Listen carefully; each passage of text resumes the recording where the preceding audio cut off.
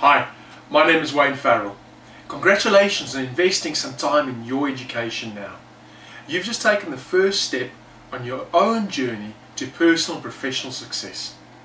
This is the first step in our mini course that can help you to plan a brighter and more fulfilling future for yourself and for the people that are important to you. Everyone's idea of success will feel, sound, look different. However, no matter what you want in your life, if you follow these simple 7 steps, your success is just waiting for you. Each email that we'll send you over the next few weeks will ask you to spend about 15 to 30 minutes on yourself. And we will also set you some easy tasks to complete. The actions are part of the course. You must do them if you want to get the results. This step will take you around 30 minutes to complete. So find a quiet place where you'll not be disturbed and get comfortable. Let me ask you, what is it that you want? Where do you want to go? What do you want to achieve? Would you tell me please, which way I ought to go from here? Well, that depends a great deal on where you want to get to, said the cat. I don't much care, said Alice. Then it doesn't matter which way you go, said the cat. And that is from Lewis Carroll, Alice in Wonderland. This is true with goals. If you don't know what your goal is, how will you know to get there? Or even if you got there?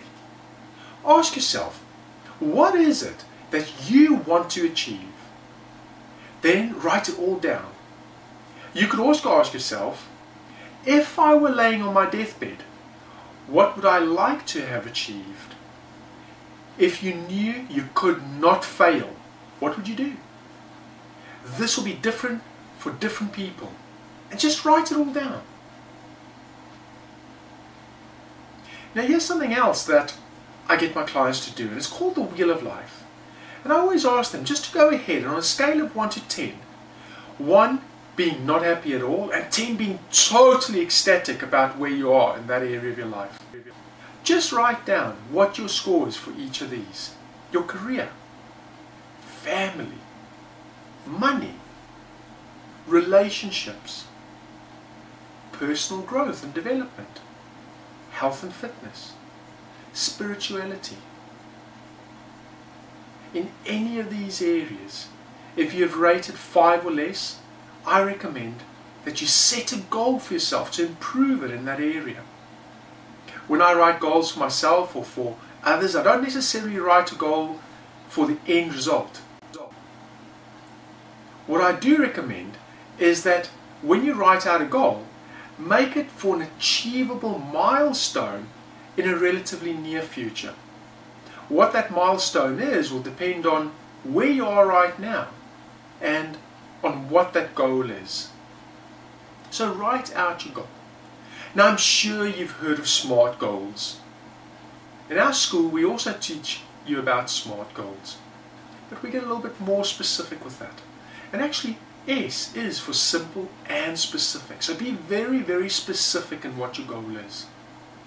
Measurable and meaningful to you.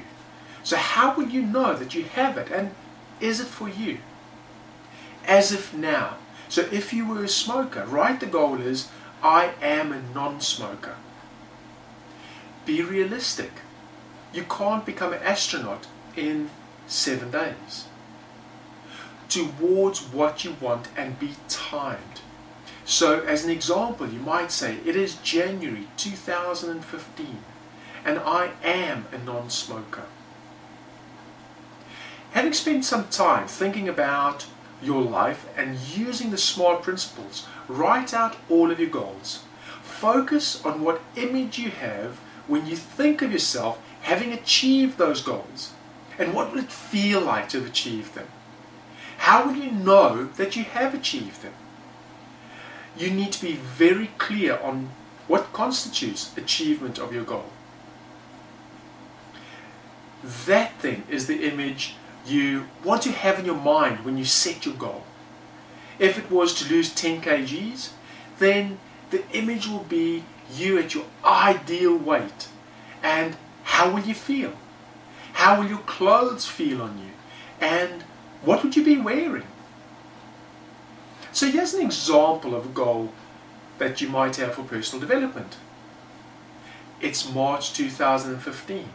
I've just completed my first NLP course. I feel excited and inspired by the course, confident that I know and that I now have some skills and the motivation to achieve all of what I truly want in life.